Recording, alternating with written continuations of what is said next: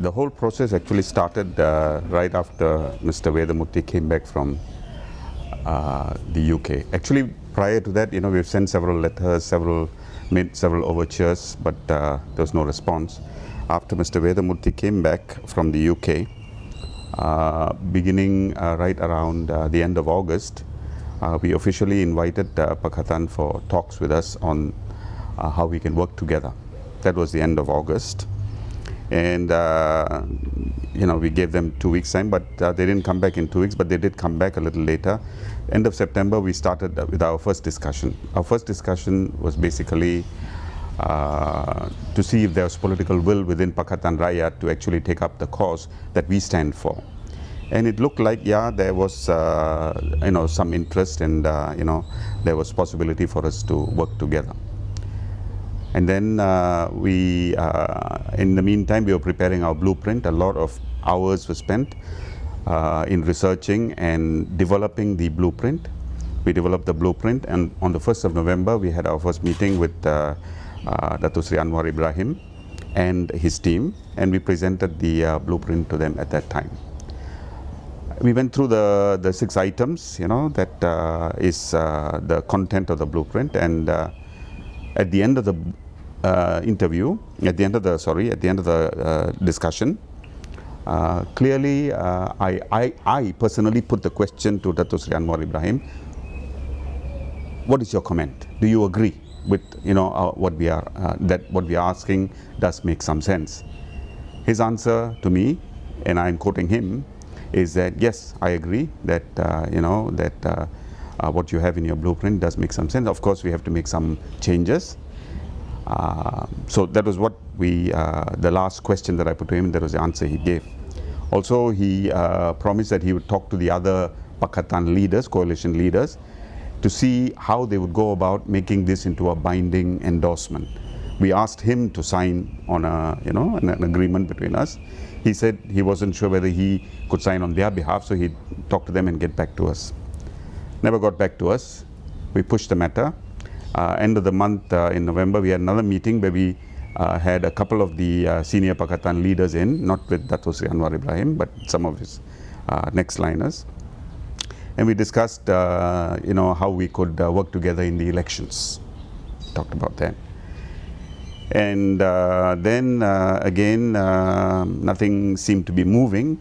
And finally, 17th of January, we did manage to get the whole Pakatan. There was Mustafa Ali, Dato Mustafa Ali, there was Anthony Lok from DAP, and there was Tian Chua, and can't remember, there was one more gentleman, 17th, and we were surprised at the meeting that some of them had not read the blueprint at all. So we were quite upset that it's already beginning to show in their body language they are not taking us very seriously. So we said, okay, 17th of January, okay, we give it another 2 weeks, end of the month, let's have another meeting, but this time please go through the blueprint, come back with what your proposals are, counter proposals are. And then came, next meeting was 6th of February, and on the 6th of February, they came back, and the discussion got going. They said, okay, we will talk about the seats allocation. So they started off with that, and we felt that no, our priority was different. Our priority was the blueprint. After that, we talk about the seats. So we said we need to talk about the blueprint. Then they said they didn't have the mandate to talk about the blueprint. So again, you see all this, just wasted meetings. And then we said, okay, let's have a meeting with your manifesto committee, right? Because they seem to be the one that they said that could do something about the endorsement of the blueprint. So we had another meeting a couple of days later on the 8th of February. And then when they came, they said, oh no, we don't have any mandate to talk about endorsing your blueprint. The only mandate we have is how we can incorporate elements of your blueprint into our manifesto. We said, no, you got it all wrong. We are here to talk about the endorsement. Talks broke down at that point, and we then came to our conclusion that this whole thing was, just simple delay tactics. There was no seriousness on the part of Pakatan. They were just taking us for a ride, and we said, okay. So we go on, if you are not interested, if you're not serious, then we go on, right? We have options. We are in no hurry. We've been in this kind of situation for a long time. We have very little to lose, if at all, only to gain.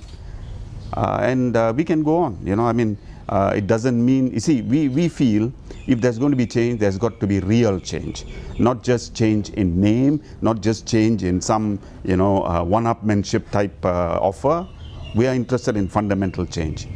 So we said, we're going to continue with our struggle for change, and we will just take our own path if we have to, and we're ready, Mr. Vedamurthy still is hopeful that something positive will happen, but we are ready for all eventualities. They think that we don't have the same influence as we once had, 2007. Our point of view is this, right? We are just speaking up for the people. We are just speaking up. We are just spokespersons. We are not an organization, in a vacuum. We are speaking up for the people. And, we believe when push comes to shove, if we make a call, we will get response from the people. If you will notice, since the Bukit Selambau by-elections, we have been ambivalent. We have kept away from making a call on any of the elections. But if we do make a call, and when we do make the call, we want the call to be loud and clear and, positioned at the peak of their feelings.